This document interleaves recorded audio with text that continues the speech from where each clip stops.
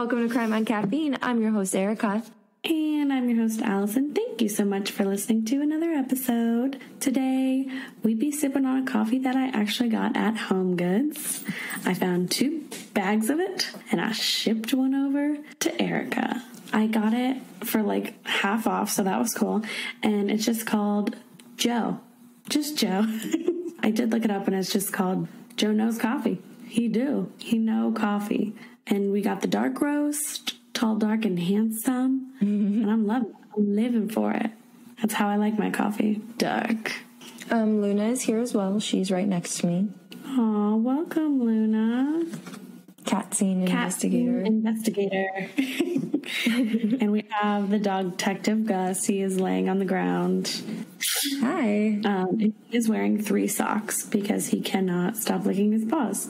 So, any recommendations on dog paw licking, let me know.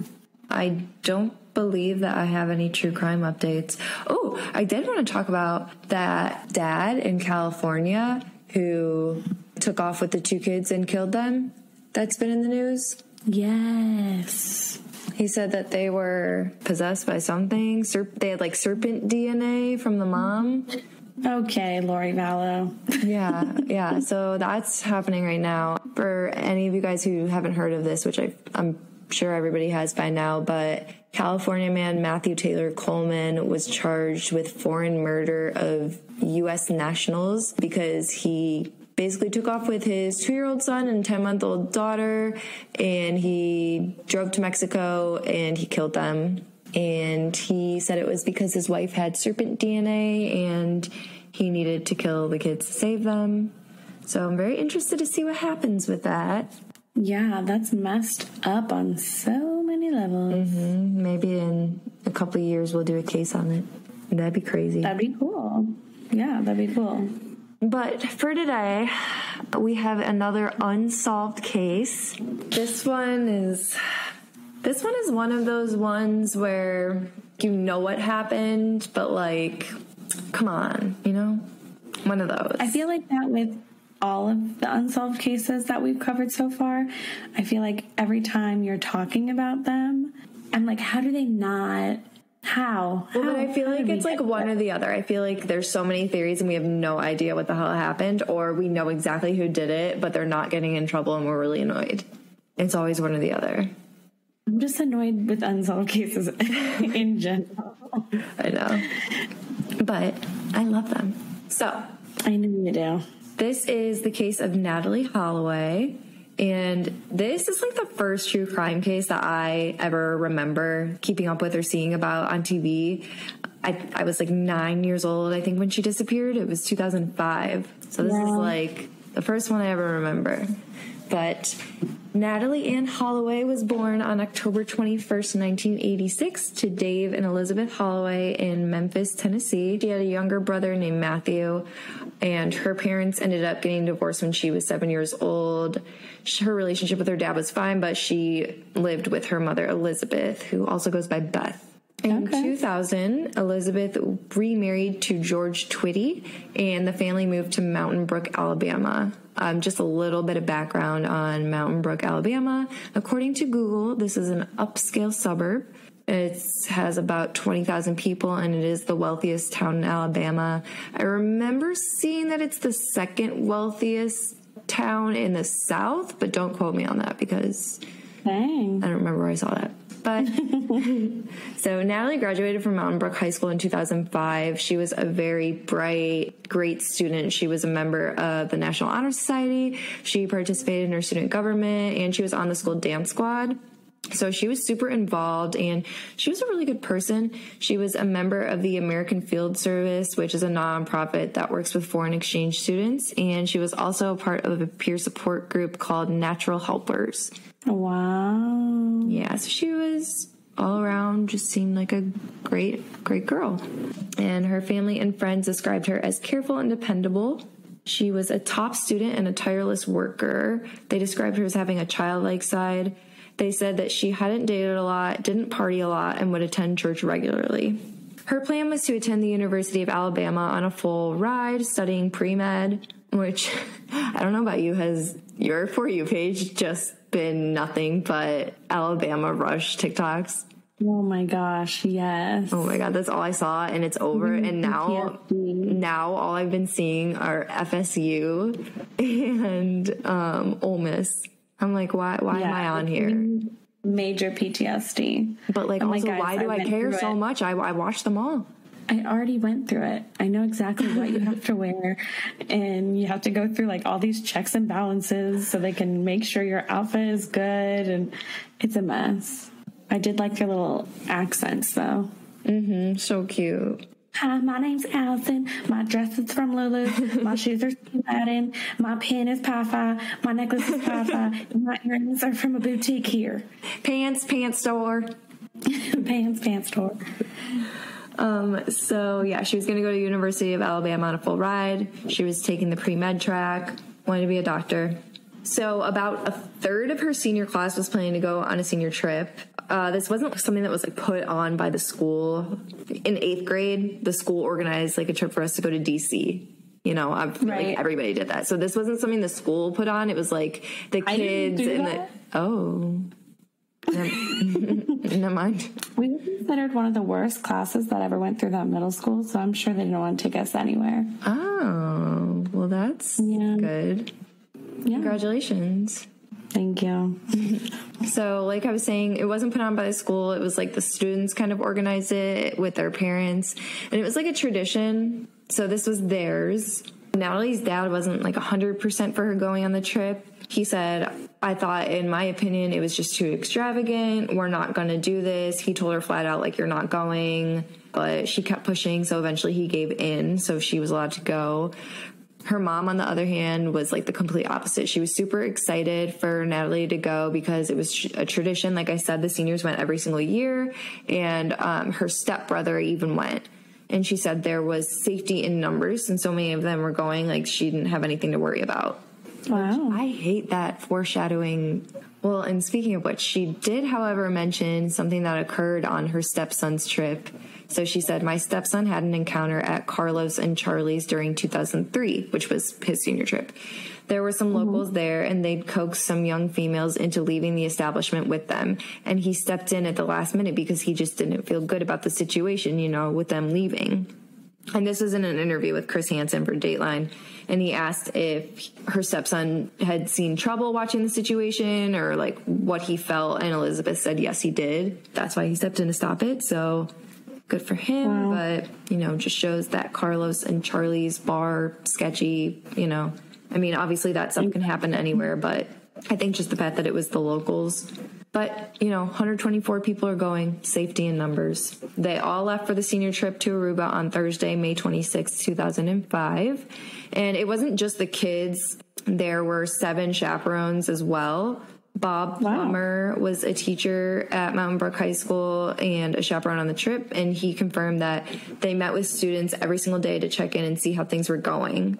And Jody Behrman was the chaperone that helped to organize the trip. And she explained that they weren't there to watch every single thing the students did and follow them everywhere. But, like, you know, they were there just to make sure everything's good. And if they needed them, they were there. So in Aruba, the students partied a lot just because you're able to drink when you're 18. And so they were going to a lot of bars and clubs every night. And the hotel that they stayed at, which was the Holiday Inn, told them that they weren't welcome back next year. Which is pretty funny. But Natalee was one of the students who was drinking and partying every day, so much so that she'd missed breakfast twice just because she was hungover, and then she'd be like starting super early. Oof, maron. Yeah, so much so that the Aruban police told 48 Hours that they suspected she died from mixing alcohol and drugs, and that there may have been a cover-up involved with her death. And the detective specified that witnesses did not see her take the drugs, but confirmed she had them in her possession. So that's a huge stretch to, one, even assert that she died, because there's, obviously we'll get into that, but that was never proven. And then to say she died from mixing alcohol and drugs just because you know that she did drink a lot on the trip and she was seen with them but not seen taking, that's a reach. So on the last night of the trip, May 29th, Natalee and her friends went to the hotel casino, and her friend Lorraine spoke about that night and the interaction they had with a tourist from Holland named Joran. She said that she'd met him in the casino when the friend group introduced her, and she described him as an average, normal-looking high school guy, just literally looks like everybody else they went to school with. She said he was really tall. Chris Hansen asked her what the other girls were thinking of him. Lorraine said that she had no idea. Like, she literally just came up and the girls were with him. She didn't know, like, if they went up to him or if he went up to them, whatever. She was kind of just like, okay, who is this? And she remembers seeing him and Natalee in the same place, but she doesn't remember ever seeing him talk to her. I remember him saying that he was, like, interested in one of the friends, Caffeine, at this point. And she said she wasn't, like, sketched out by him at any means, just, like, curious as to who he was. But they invited him to come back out with them later because they were going to go out to the bars. So all of the kids on the trip took over Carlos and Charlie's, you know, that bar that we just talked about. Right. And so Joran joined them, and he had two friends with him, the Calpo brothers. Lorraine told Chris Hansen that she saw him there dancing, but she didn't talk to him. She didn't see Natalee talking to him either. She claims that they left the bar at 1 o'clock when it closed, and the last song that they played in the bar was Sweet Home Alabama, which is really cute. Aw, because that's their little stay. Yeah.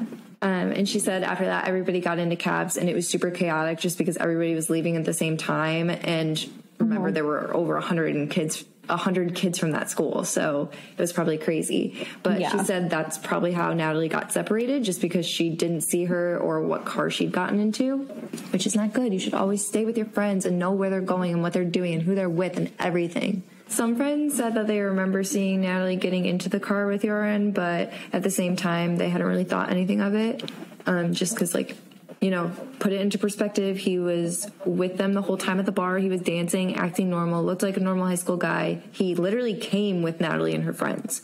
So, you know, why would you think anything? It's not like she's just getting in the car with a random guy. It was like, no, she brought this guy there.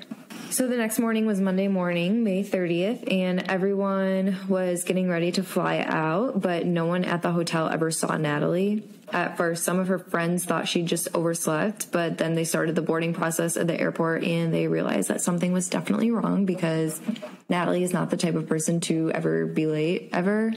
Lorraine said it felt like she was leaving something behind. It was horrifying knowing she was supposed to be there and wasn't, which I'm sure.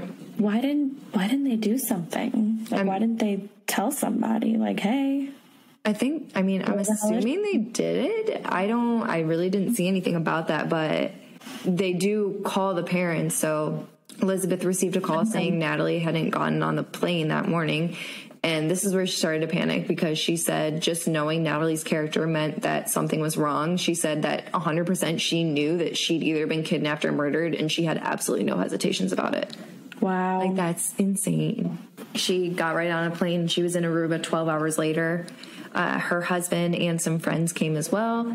And they first went to the Holiday Inn resort where Natalee stayed, and they asked questions about that Joran guy, just because, you know, they'd heard about that's who she'd been with, blah, blah, blah.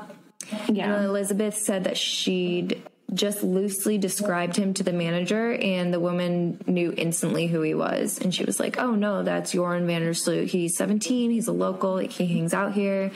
And Elizabeth was like, I want to see his security tapes. And so they were able to get his address and immediately went to his parents' house. So Elizabeth didn't go up to talk to him, but her friends went, and they were questioning him on the night Natalee was last seen because he was the last person seen with her.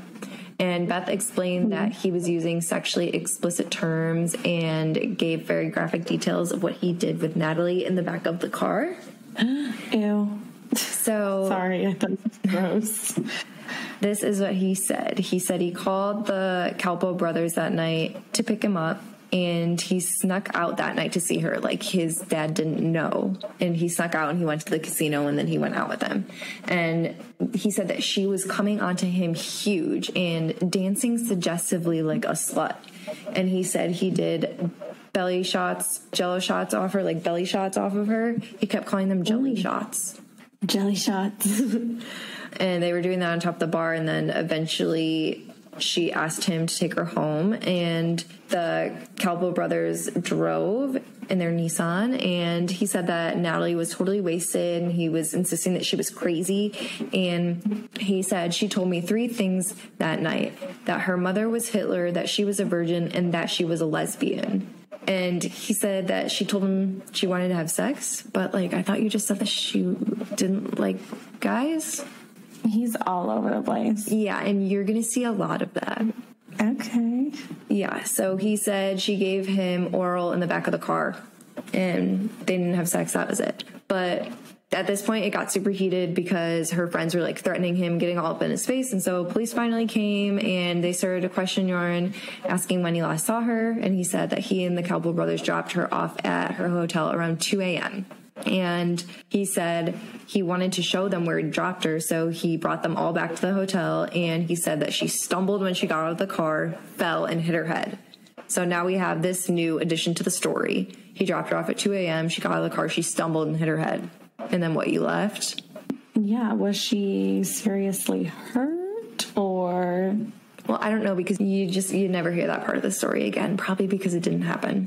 But the next day, Elizabeth went to the police station, and the police were not taking it seriously at all.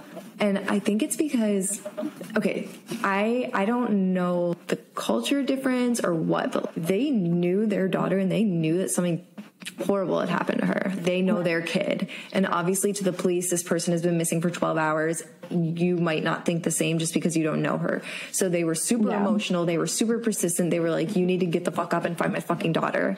And the police they did not at all tolerate the way that they were being spoken to, which the more that I feel like the less that they do because they're annoyed, the angrier their parents are going to get. So it wasn't good. The detective was purposely taking his sweet ass time before talking to her. And then so she waited for him for 2 hours, and then he came back and said that he didn't need to meet with them at all. He just said he didn't like the hostility being brought on by her family. But like, how can you blame them in this situation? Their daughter is missing. Like, I've never heard of police getting like defensive enough to not help. Exactly. That's so strange. That's so messed up. What if this is a situation where like you have the ability to save her if you find her in time, and they're just being petty? The next day, Beth continued trying to find Natalee by going around to all the different bars in the area. She was just asking everyone, like, did you see my daughter last night? And her father, Dave Holloway, arrived this day too. And police told him that the 3 boys were, in fact, the last to be seen with Natalee, but they had nothing to do with her disappearance. Which, how are you so sure about that? How do we know that? Where's the proof? The police told him that she was probably out partying like a lot of girls that come to the island do, and that she would show up in a few days. No, that's not that's not how this works. Like, if I flew all the way from Sweet Home, Alabama, I would be so angry. I would be lighting that town on fire, honestly. Seriously. And he literally said that to the dad. He goes, a lot of girls that come to this island will get hooked up with a drug dealer and will be under drugs for a while. And his dad was just like, no, not my daughter. Like, and why do you just not care? Even if that's the case, okay, then find her. Yeah, seriously. Like, the worst that happens is she's fine and you wasted 20 minutes. Like, seriously. And Beth remembers the police asking her if she'd ever had a history of seizures or epilepsy, and she was just like, why is this important? And she didn't understand why until 2 years later, she said, but we'll circle back to this. Oh gosh, I want to know now. So Vandersloot's story kept changing, which, like I said, you're going to see that a lot in this episode. But he then started to say that they took her to the beach because she wanted to see sharks, but he claimed that they didn't get out of the car at all. And he said after this is when they drove back to her hotel and dropped her off at 2 a.m. And he also stated that as they drove away, she was approached by a dark man in a black shirt, which is similar to the ones that security guards at the casino wore. And he was carrying a radio. Okay. So now he's trying to, like, take the heat off him and put it on these security guards. On June 1st, about 2,000, 3,000 people on the island were searching for her, along with 50 Dutch Marines, and they found nothing, which was obviously very concerning, not just for Natalee and her family, but for Aruba itself, just because the citizens of Aruba take great pride in the country's safety, and violent crimes rarely ever happen on the island, so this was very scary and very surreal for all of them. And another thing to consider is that tourism is very, very important to them. And in 2005 at this time, I don't know what it is now, but their economy thrives on tourism. And 80% of tourists at that time were from the U.S. So that if this is happening, it's good. People from the U.S. are going to see it and they're going to be like, oh, I don't want to go to this island. It's dangerous. So that had them worried our economy is going to be in trouble. So because of this, a lot of the islanders who originally were so concerned and like they were super helpful with the Holloway family, they started to turn on Natalee's family, claiming that they were depicting Aruba as being a place like saturated with drugs and crime. Well, that's not good. Yeah. So the role that the media plays in this case is just on a whole other level. I feel like you could do an entire episode just on the role that the media plays in this case. But on June 5th, which was a week after her disappearance, 2 security guards from a nearby hotel and casino named Nick John and Abraham Jones were arrested on suspicion of murder and kidnapping. What? Yep. Vandersloot and the Capo brothers told the cops that those 2 men might have known something about Natalee's disappearance. Oh, so we're just going to listen to this guy now? Yeah. Well, I mean, he had a good reputation around the island. I don't care. He doesn't have a good reputation with me. But Beth was confident that it was none of those employees. It had to have been those 3 boys because, like, within her 3 days of being there, she watched all the video footage and she literally watched every single person that walked in and out of the hotel lobby doors. And Natalee never walked back in the hotel. So she knows for a fact that she wasn't dropped off at 2 a.m. Yeah, and hit her head. Yeah. The police commissioner stated that Natalee actually didn't need to go through the lobby to enter her room. So I don't know, like, the setup of this hotel. And I think I only saw that one time, so I'm not really sure about that. I would have to see what the hotel looked like, obviously. I don't know if... But there would still be cameras 100%. that they would be able to check. 100%. But those 2 security guards were ultimately let go on June 13th. So she was really pissed off because they wouldn't even look into these 3 boys. And she began doing interviews on TV, and she was just kind of throwing it out there, suggesting that those 3 boys were being protected because Joran's family was a very important family because his dad was a judge. That makes a lot of sense. Yeah. Deputy Chief Dompig explained that the police felt immense pressure when it came to arresting those 3 boys, which you should. They were the last people seen with her. They should 100% be doing that. I don't know why they keep just going away from them. It's making me very angry. I know. So on Thursday, June 9th, the 3 boys were taken into custody, and they said under normal circumstances, they would have investigated more and gathered a lot more evidence before making those arrests, but they were under pressure from, obviously, the Holloway family, the media, and even from their own government. And so this is interesting. During the questioning, Joran changed his story, and he was now claiming that they didn't drop her back off at the hotel, but instead dropped her off at the beach beside the Marriott, which was like half a mile away from her hotel. What? Yeah. He claimed that she was in and out of consciousness, and he just left her there and he walked home. I am getting increasingly more worried about this story. I mean, but like, you know, leaving her unconscious on the beach by herself in a foreign country is better than murdering her, I guess, is what his thinking was. Yeah, sure. Nope. I'm still not understanding it. Nope. And so obviously the Calpo brothers corroborated his story. And at this point, Beth was still doing those interviews, and she just felt so helpless because at one point she had so many people helping her, and then she started venting to the media and no one was helping. And all the friends that she made on the island quickly turned their back on her. That's so messed up. So messed up. So people on the island were describing Joran as an excellent student with a great reputation, and they said that he was like an idol to the younger students. Like, they all looked up to him. Oh, I hate this. I know. So this is giving me very Jean Leroy Hart vibes. I want to talk about him for a minute. I just want to give us some background on him. So he was born August 6, 1987 in the Netherlands, and he was one of 3 boys. And his father, like I mentioned before, he was a lawyer, and then he became a judge, and his mother was an art teacher, and they moved to Aruba in 1990. And he attended the International School of Aruba and was an exceptional student and athlete. He was on the honor roll, and he was the star of both the soccer and the tennis teams. And listen to this is crazy. He was hoping to play tennis at St. Leo University in Tampa in the fall. What are the odds? For real, what are the odds? What are the odds? So crazy. So crazy. Like, Ew. okay. We're going to get into like what happens with this kid, but just thinking the fact that he could have been in Tampa makes me sick. Yeah, this guy shouldn't be anywhere near any humans. Just I want you to think about that little tidbit again at the end of the episode. Okay. I'll hold on to it, but I don't want to. So his mother, Anita, said that he was a difficult child and he'd always been sneaky and a liar. And she noticed that he would often sneak out, but she didn't know where he'd been going. He was going to casinos to gamble, which led to a lot of his troubles that we're going to hear about. He was like addicted to gambling.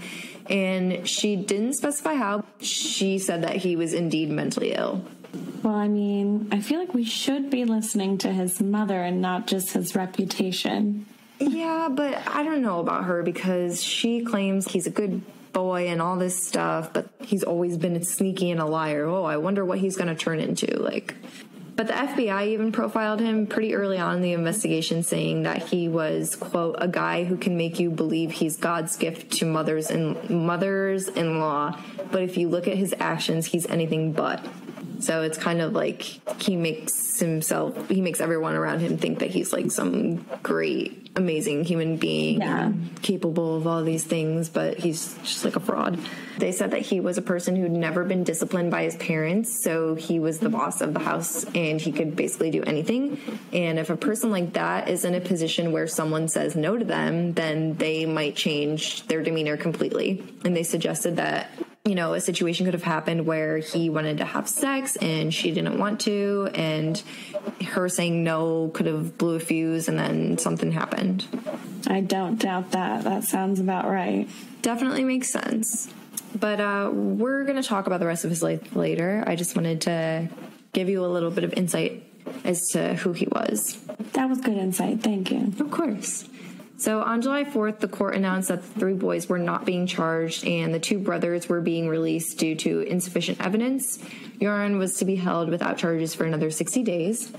Arthur Wood, a retired Secret Service agent, was doing some investigating of his own with the case at this time, and he heard, allegedly, one of the brothers somewhat confessed to killing Natalee to a fellow prisoner during their time in custody. A witness had seen the boys burying her body near like a parking lot or something, and the area was searched, but nothing was found. Okay. Ooh. Yeah, no, don't get your hopes up yet, people. We're only 6 pages in. So Beth hired a private investigator, obviously due to the strained relationship that they had with the authorities over there. One day she found herself at the Vandersloot home, and she literally went in to speak with the parents. Like, this woman was just off her rocker at this point. I just think she didn't know what else to do. So she went to talk to them, and they started by, you know, praising their son and painting him in a really good light. And then they eventually admitted that they'd been having trouble controlling him, which is interesting because that's what the FBI was saying. And they admitted that he'd been seeing a psychiatrist. And Beth began telling them that it was his fault that Aruba was a living hell. And the confrontation got very heated because obviously everyone's kind of blaming it on her, that she's the reason why Aruba's a living hell right now. But she knows in her heart that he's the one who had something to do with it. So it's their fault. So then on August 8th, she had a very similar heated conversation with one of the brothers. So this was the older brother, Deepak. He was the older of the 2. So he was a couple years older than Joran, I believe. And he worked at a coffee shop, so she showed up and she immediately started questioning him, and he wasn't answering any questions, and he just said that his lawyer said he shouldn't be talking to her. And Beth was talking about the conversation, and she said that what she said to him was like so graphic that she couldn't even say what it was. And after this conversation, he said, "The media hasn't seen this side of you." And she goes, "I've been saving it for you." Dang. I love her. She's savage. So after this, he filed a complaint with the police. I feel like I knew he was going to do that. Yeah, definitely doesn't help her side at all. I mean, at this point, the Holloways and the police were separate investigations entirely, basically.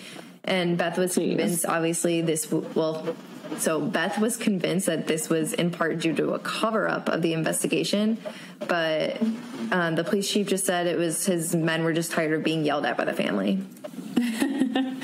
That's an interesting way to describe a grieving family. Yeah, I'm just sick of being yelled at by you, so I'm just not going to do what I need to do. That is my job. To find your child. And honestly, wouldn't you be concerned that she disappeared on you'd think that they would be more urgent when it came to like figuring out what happened, because at the end of the day, someone came to your island and disappeared, regardless of who did what and who it was or whatever. Like, it's still your fault, and people are going to be scared. Yeah, and if your land is so like sacred to you and you don't want anything to happen on it, then why are you not doing anything about it? Put her parents in a whole different box, different bucket.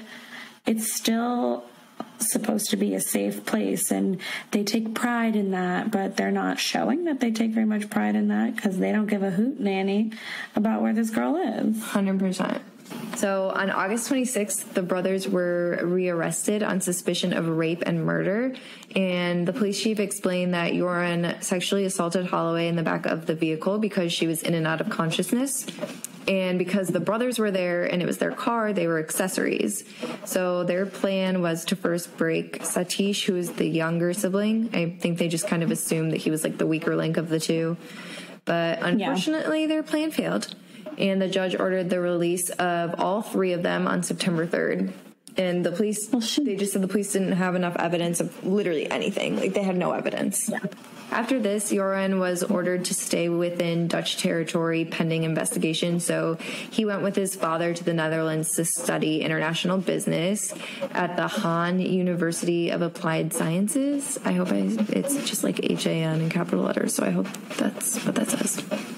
Everyone on the island hated the media because this man, the amount of interviews that he did after he was free was just, this dude loved being on camera, I'm telling you. On September 26, 2005, he did an interview with A Current Affair, and he talks about how he wishes he'd stayed home that night. It was like the wrong place, wrong time kind of thing. Natalee asked him to come out. She asked him to go to the club. She asked him to dance. Like, it was all her.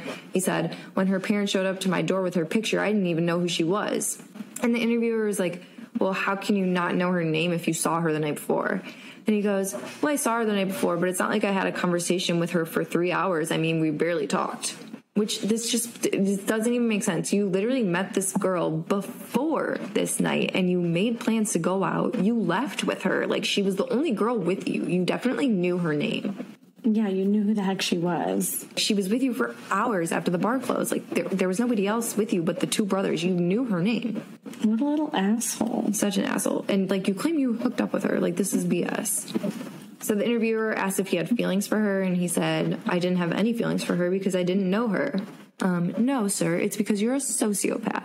But he kept putting the blame on her. Then he started saying he didn't dance with her, and he was like, it's all her. I told her I had to go home. I had school the next day. I even lifted her up to take her back to the hotel, and she said no, she wanted to stay there. And the interviewer even asked him where the body is, and he said, I don't know what happened. I don't know where she is. And they were asking, like, why he lied about what happened, because obviously he's told, like, 3 different stories, and he just said he lied because he was scared, which I feel like that's always the reason. In a 2006 interview with Fox News, he describes the night that he met Natalee. So he was saying that she lost like $120 of her dad's money gambling, and he said he'd win it back. And he also was saying that Deepak was a friend from a long time ago. And then when they asked how long they'd been friends, he said 3 months. And then in a 2006 interview with Chris Cuomo, the love of my life, Joran explains that he's been unfairly treated because he had nothing to do with her disappearance. And he explained the reason that he switched up his story and didn't mention the beach at first was because he didn't want anyone to know he left her there. And he said his explanation didn't matter because the American media was making it seem like he was guilty. And he said he wanted the killer to be caught so that he could close this chapter of his life for good. Poor little victim. I feel so bad for Can't even say it with a straight face. But he said that if he could speak to her now, he wouldn't have anything nice to say. He said, if I were to see her, if she were to be found tomorrow, I'd think I'd hate her. Which, it's a lot of hatred for someone that you claim you barely know. Don't even know her name, but I hate her so much. Mm-hmm. And after this interview, Beth and Dave filed a lawsuit alleging that he imprisoned and sexually assaulted their daughter and was responsible for their disappearance. And it was a personal injury lawsuit, and they filed it in Manhattan. And it was thrown out by the judge, saying that the lawsuit shouldn't have been filed there. But they said that they didn't file it in Aruba because it would have reignited a media frenzy that would have interfered with the investigation. They were just trying to get the media away from Aruba because everybody hated them. Right, they weren't trying to cause any trouble. They're just trying to figure out what the fuck happened. They're trying to find their daughter, guys. So in January of 2006, the FBI and authorities in Aruba interviewed a bunch of her friends and classmates from back home. And once again, they were searching for her body on the beaches. And they did some searching in the spring as well. Once again, they didn't find anything. Not a shred of evidence. In the spring, there were a few other random suspects here and there that were looked at, but they were all released. And so this man, he literally wrote and released a book in 2007 about how he didn't do it like Joran did. A whole ass book. He wrote a whole book. If you didn't do it, you didn't do it. We don't care. We don't want to hear it. We don't want to read your book. That's like when OJ wrote a book that said, if I would have done it, this is... It's just insane. I didn't do it, but if I did, it would be a little something like this. Just crazy. So in April of the same year, there was a new search at the Vandersloot family home claiming that there were new indications that justified a more thorough search. And they wouldn't release what any of those indications were, but they were definitely much more thorough with this search than they'd been with the one 2 years ago when they'd only searched his portion of the house. So the way their house worked was obviously it was the family home, but then there was a little apartment basically, and that's where Joran stayed. And so when they originally searched, they only searched that part of the home. But when they did this search in 2007, they searched the whole house, the yard, dug up the yard. They had metal detectors, dogs, everything. And they took a lot of things with them that were possible evidence, like journals, computers, and other items in the home. And so the following month, the Calpo residence was searched as well, with the two brothers detained just because they objected entry by police. And they were released when authorities left the premises. I don't think they ended up taking anything, and they didn't find anything. But on November 21st, 2007, the three men were rearrested on suspicion of involvement in manslaughter and causing serious bodily harm that resulted in the death of Holloway. And that was a statement directly from the prosecutor. So at this time, Joran was 21, and then Deepak was 24, and Satish was 21. So a judge ordered that the Calpo brothers be released on November 30th. The prosecution appealed this, but the appeal was denied on December 5th because the charges did not contain direct indications that Natalee passed away due to a violent crime, which it's true. We don't know that she died. So, and then on December 7th, Joran was released due to lack of evidence as well. And later that month, the prosecution alleged that one of the three men stated in a chat room, that little chat room message online, that Natalee was dead. Mm-hmm. And the defense attorney denied this and said it wasn't true. So who knows? So following this, Dave Holloway and authorities launched a search for her body in the waters off Aruba due to her father's belief that she was thrown somewhere in the 330-foot deep sea. So Louis Schaefer, or Louis, I don't know. He was a wealthy businessman, and he'd been putting a lot of money behind this search. I don't exactly know why, but he put like over $1 million of his own money behind this, and he was going to provide them with all of the things that they needed to search the water, like divers, sonar equipment, boat, everything. And wow. Yeah. So they searched the waters using these tools for 4 months, and then in February they stopped because they didn't find anything. That's insane. I know. Like, I think they spent like $250,000 on just this search alone. Jeez, imagine spending $250,000 and getting nothing out of it. Right? So in the same month, in February, Joran went on a Dutch TV special. So he thought he was just talking to a friend, but the friend was actually undercover for some crime journalists, and he was being secretly recorded. And he claimed that he knew what happened to Natalee, and he was saying that she'd never be found. He said that her body had been dumped in the ocean by a friend with a boat. And he said, we were on the beach. Suddenly she wasn't moving anymore. I didn't even feel bad about it. I didn't lose a night of sleep over it. I thought, I have to go on. He said that she was convulsing like a movie and shaking a lot. And he tried CPR. He tried everything. But he didn't call the cops, but he called a friend to help dispose of the body. And he wasn't totally sure that she was even dead. But he was so scared, so he was just like, whatever. Because the guy that was interviewing him was like, she could have been in a coma. She wasn't necessarily dead right there. And he was like, yeah, I know, but I just didn't know what to do. Not that. Definitely not that. But so he starts thinking like a criminal, obviously, and he immediately is just working on creating an alibi for himself. And he was like, he knew he had to go out and do normal things. He went to the casino on purpose just so that like he'd be on camera, shit like that. And so this came out, right? So he said that he was lying the whole time and he was just telling him what he wanted to hear. But you didn't even know you were being recorded for this? Like, what? Yeah, he's not making a whole lot of sense. No sense has been made. Because of this little interview that came out, the case was reopened and the prosecutors went to obtain an arrest warrant, but the request was denied. So they appealed this, which was also denied. And they said that the statements do not constitute new legal evidence. Which, how? He openly admitted to what happened and his involvement in detail. And I feel like his father being a judge had something to do with this. I don't understand how this keeps happening. So he met with the investigators and they were questioning him. He said that he lied on the tape and he only said those things because he was under the influence of marijuana. That's not how that works. That's not how that works. It sure isn't. So in November of 2008, he goes on the record with Fox News again, and he claims that he believes she was sold into sex slavery. And I'm just going to play like a little clip right here. We're going to insert this clip from the interview. Did you sit at the same table with him? Yeah. One time I played poker with him. One time I played blackjack with him, but he usually played blackjack. That was the game he used to play. Okay, so you met him in February of 2005 at the casino. You know his first name. And he said he wanted what? He said he wanted to see a blonde girl. What did you take that to mean? I wasn't even thinking about it. Like, I did not know what he wanted at all with it. Did anything offered in exchange for it? Yeah, he offered me money. And what did you say? I said, okay, sure.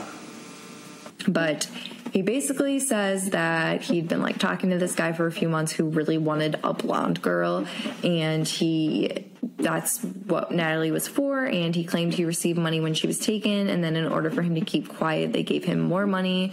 And he said that 2 officers had learned that she was taken and his father had paid them off.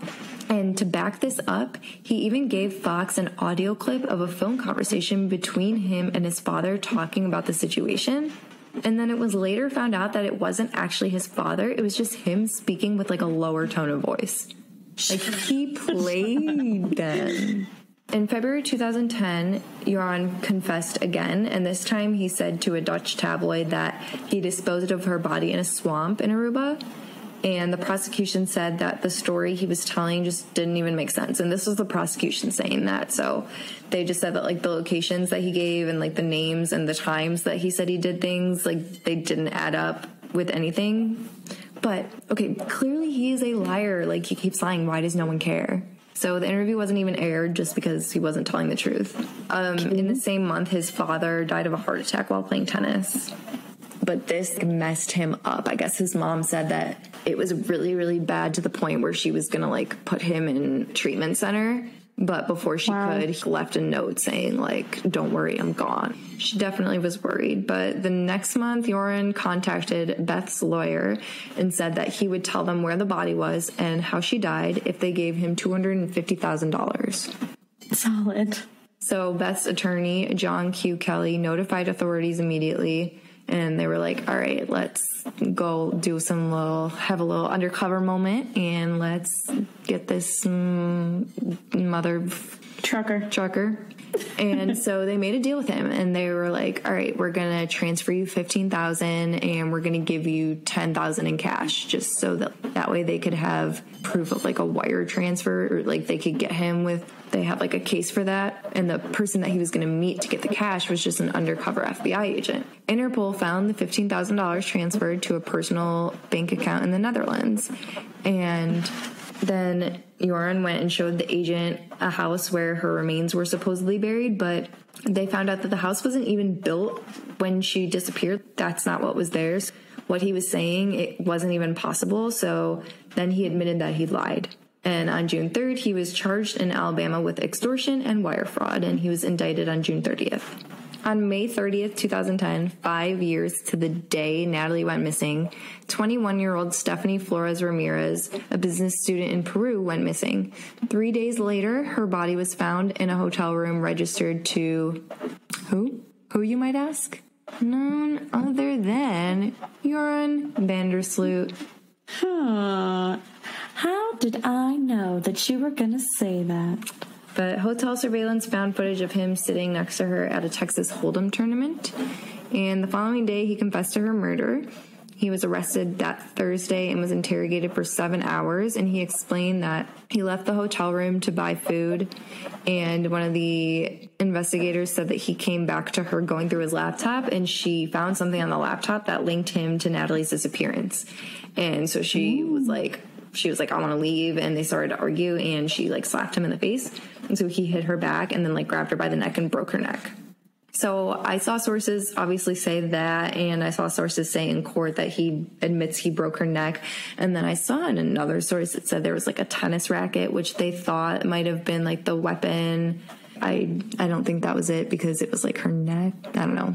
But he also was sure to mention that he was under the influence of marijuana at the time. Later, he contracted that statement, saying that he was actually just tricked by the police. I'm so tired of this man. I'm so tired. I just don't even get how. I don't know, but... Like, no, you weren't. He checked in, he was there for 3 hours, and he walked out, and he told the hotel staff not to bother his girl. So, like, he told them not to go in the room, like, his girl was in there, but it was really... That girl was in there dead. Oh, my gosh. Don't bother my girl. Don't go in there. So on June 11th, he was charged with first-degree murder and robbery, and he was taken to Miguel Castro Max Security Prison. And he was so scared of being there, he offered to disclose the location of Natalee's body in exchange for a transfer to a different prison, because he was just so afraid for his life. It was denied. And then on January 11th, 2012, he pleaded guilty to first-degree murder of Stephanie Flores and was sentenced to 28 years in prison and ordered to pay the equivalent of, like, what would be like $75,000 to her family. Okay. He confessed to stealing her belongings, including all the money that she'd won at the casino and whatever money she had on her at the time, her credit cards. And he stole her van in order to flee the country, and he fled to Chile, where he was arrested. And listen, this made me so mad. His attorney tried to get a lesser sentence by saying that he lashed out that day because he was under so much stress because it was the anniversary of Natalee's disappearance. Well, he's the one that murdered her. So. Poor thing. Like, you must be under a lot of stress for your first murder. Like, it makes so much sense that you did it again. Don't worry about it. It's okay. just backtracking a little bit, but in June 2011, Dave Holloway had filed a petition to have Natalee declared legally dead.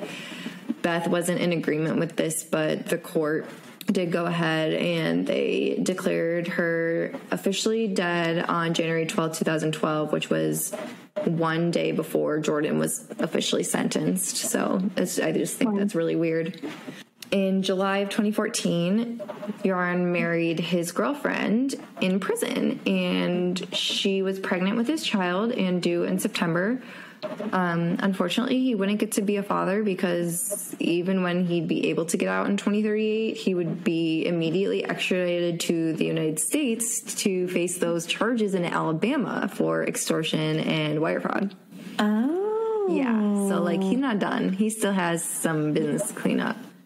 He's far from done. Yeah, but she, like, thought that he was totally innocent with, I don't know if she thought he was innocent with this, but, like, she thought he was innocent with Natalee Holloway. She met him when she'd been visiting a relative in the same prison. So, like, she knew him from prison. Like, she knew what he was doing. Okay. So it wasn't like he was hiding his past from her, any type of thing. She knew. And in August of 2014, he was transferred to a different prison, and his wife claimed that he'd been stabbed and critically injured. But the authorities were like, no, he didn't. I'm wondering, like, maybe they were trying to get him to a different prison. And then in 2016, there was a video interview where Yaron admits to her murder, but his attorneys said that the video was edited to make it seem like he said that. Yeah, I don't know. But currently, as of February, prosecutors are demanding an additional 18 years be added onto his sentence for some drug smuggling that he'd done. So that's where we're at right now with him. As for Natalee Holloway, I mean, I think his parents just came to terms with the fact that they know that something happened with him, whether it was she was drinking and on drugs, and the reason that they had asked her about the history of seizures and epilepsy is because Beth was saying that she thinks that she was given a date rape drug and she had had a seizure and then died because of, like, the mix of all of it, and they just weren't telling her. But yeah, so I don't know how she died, whether it was, you know, he gave her a date rape drug and didn't intend for her to die, but she died because of that, and then he disposed of the body, or he straight up murdered her. Whatever it may be, he's a piece of shit, and that's going to get me into the psychology of him being a piece of shit. I'm going to make this as simple as I can for you, but basically he is a psychopath. And this, like, isn't just coming from my opinion. He'd undergone several psychological examinations during being in and out of prison and during his trial and everything like that. And several of them concluded that he has psychopathic tendencies, and they're clear as day. And it's also beyond clear that he is a pathological liar. And his mother even said it from the start. He was like that when he was a child. We can see it time and time and time again in this case.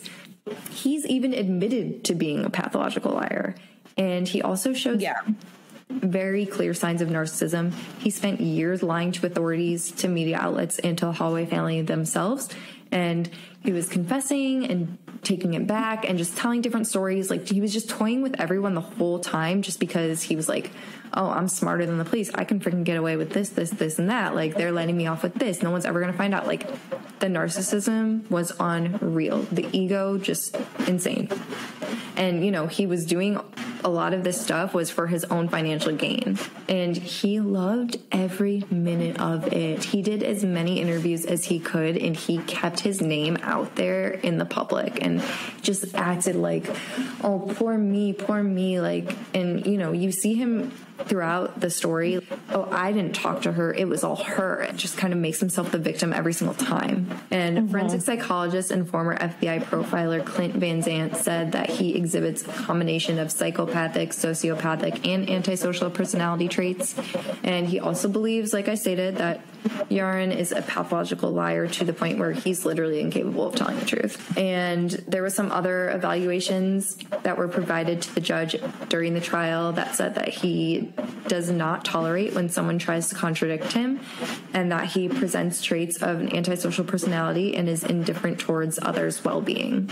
And, you know, it's like the FBI profiled him from the beginning, and they said that he was the type of person who would have a problem when someone said no to them, which that would make sense why he would use date rape drugs then, because can't say no to him if you're unconscious. Taking the pieces and parts from all the lies he's said and putting them together is the real story. But unfortunately, there will be no proof of this ever. And just things were so delayed and misconstrued. And it's just, I feel like it's just too late. I mean, the most probable thing that happened was gave her those drugs mixed with alcohol. She seized or whatever, died on his watch. They dumped her body somewhere in the water. Yeah. I just hate that. I hate when so many other things get in the way of something being solved, because it's all crazy and this and that, but in the end of it all, somebody died and nobody was focused on that person. Mm-hmm. They were focused on everything else. 100%. So they were focused on the media, and they were focused on obviously the suspects, but they were focused on, the family, and they were doing this and that. Like, does anyone care about Natalee? No, nobody did. And that's why we're literally never going to know what happened. And, like, even me doing this case, I just spent the last 4 pages talking about him, and I haven't even said a thing about her case just because there is nothing to say, because it's all about him, which is really sad. That's what he wanted, though. And that's the tea. And that's tea. And that's all she wrote, ladies and gentlemen. Well, thank you guys so much for tuning in. We love you, and we thank you so much for continuing to support us. We did recently get a case submission to our website with a coffee recommendation. We are definitely going to take you up on that. Please keep on sending us your recommendations, whether it's a case recommendation or coffee recommendation, or just like if you literally have anything to say about anything, go to our website. You can email us crimeoncaffeine@gmail.com. All of our social media handles are @crimeoncaffeine. So next week, we will be doing another Florida case. It always cracks me up when me and Erica started at our new job. They told me that I had to keep them updated on Florida man news because it's always in the news, like a Florida man did and then this. like something wild. Yeah. So we will be talking about a Florida man, and I'm not going to tell you anything else about it, but just that it's a Florida case. And that's pretty much, that's enough. That's really all you need to know. Don't forget to leave us a review when you're listening on Apple. And if you're listening on Spotify or anywhere else, just continue to follow us and make sure you hit the little thing where you get notifications so that when we do upload our episodes, you will get notified right away. Yeah, I actually like that because I wake up and I forget that we had an episode come out and I'm like, oh yeah, oops. Thank you guys so much, and hope you tune in next week. Thank you.